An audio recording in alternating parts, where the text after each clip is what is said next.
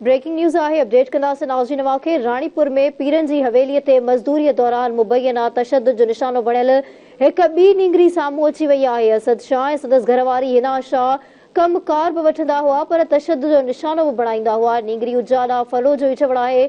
घर वारनि खे तशद्दुद जो ॿुधाईंदे खेसि त यकीन न कंदा हुआ। फातिमा जे वाक़े बाद भॼी निकिती आहियां। उजाला फलो जो इहो बयान साम्हूं आयो आहे।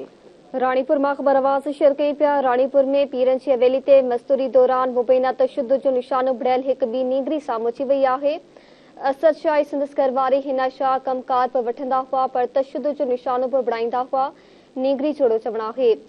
फड़ो जेकी उते सैयद असद शाह जी हवेली थी कम कंदी अचो त जो हीअं जो चवणा त वॾो मुंहिंजे मथां ज़ुल्म थींदो। हुनजी असद शाह जी घरवारी जेकी आहे हिना शाह उहा मूं ते सख़्तु तशद्दुद कंदी। वधीक जेकी पाण अधी बीठी आहे उन खां पुछूं सॼा हवेली जा राज़ ॿुधाई। मां रहंदी हुअमि असद शाह जी हवेली वटि। उन जी बीबी मूंखां वॾो ज़ुल्म कंदी हुई। मां दाऊं ॾींदी हुअमि मूंखे पंहिंजनि सां न मिलणु ॾींदी। को ग़लति कमु कंदी हुअमि जा गोगा ॾींदी कोसा पाणी पीआरींदी। ने मुड़ुसु न हूंदो पोइ मूं ते वॾा ज़ुल्म कंदी। पोइ मां पंहिंजे मुंहं सां रोंदी हुअमि त बि रोअण कान ॾींदी।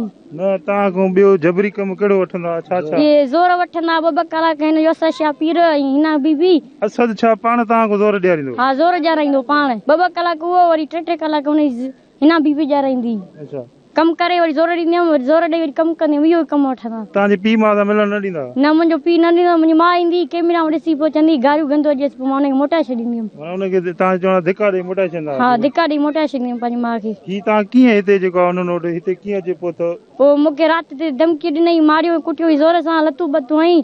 पोइ मूंखे चई त मां तुंहिंजी सुबुह नोज़ ॾिसंदमि। पोइ मां चयो मूंखे हाणे साफ़ कनि। पोइ मां पंहिंजा टपर खईं दर भॼी आयमि जा चवां पई पाण मारींदमि जा ब्रेज चवणींदमि। पोइ मां पंहिंजे हिननि खे ॾिठो। पोइ मां पंहिंजे असद पीर भयासा खे दाण ॾींदमि। उन्हनि बीबियुनि खे उन्हनि ख़्यालु न कयो। पोइ मां घर मोटी आयमि।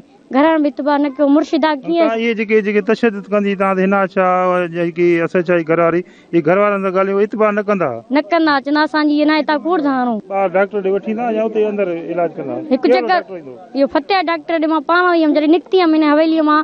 ज़ुल्म कयो पेर पेर सुॼी विया। मां डॉक्टर फतेह खे फटे बि ॾेखारिया। उन चयो मलो अथई। पोइ मां हली आयमि पंहिंजी माउ खे चयमि हलूं हिते वरी असांजो वरी माराईंदा। पोइ मां हली आयमि ड्रिज में।